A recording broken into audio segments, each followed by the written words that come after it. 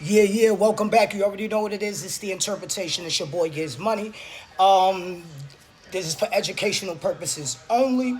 So, when you ever looking at federal paperwork and you get your judgment and commitment and say you get to a federal penitentiary and say you snitch, this will be on your paperwork in a checkbox. I showed you on the last video exactly what it is. And if you don't, go look on my YouTube channel. I have more information. This is how you identify who told.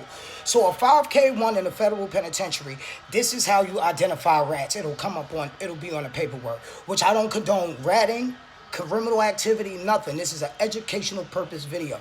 So a 5K1 is a federal motion it's a federal motion for a formal and a motion for a downward, and it's for a downward departure under SG 5K1.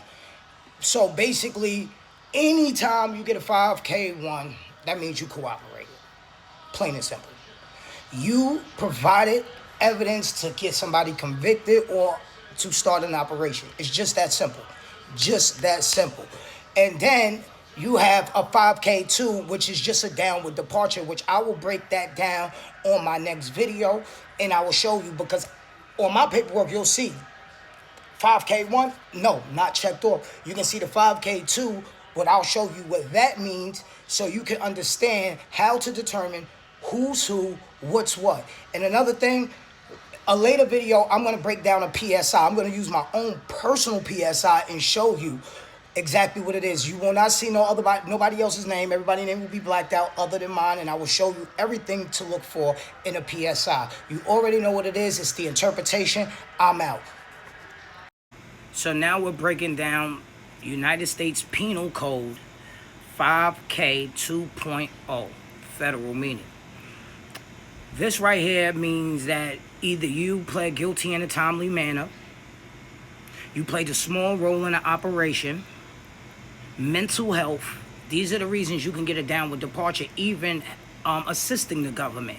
But think about this. If you assist the government, that will now make you a 5K1.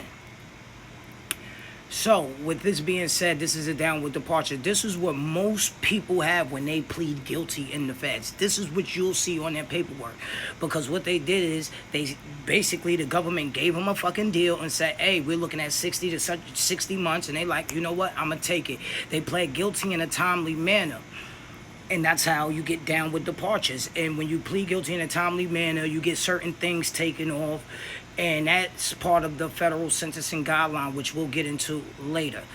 But right now, that's what this is. So I'm going to show you something else about the meaning of a downward departure, so you can really get an understanding of how downward departures work. Watch this.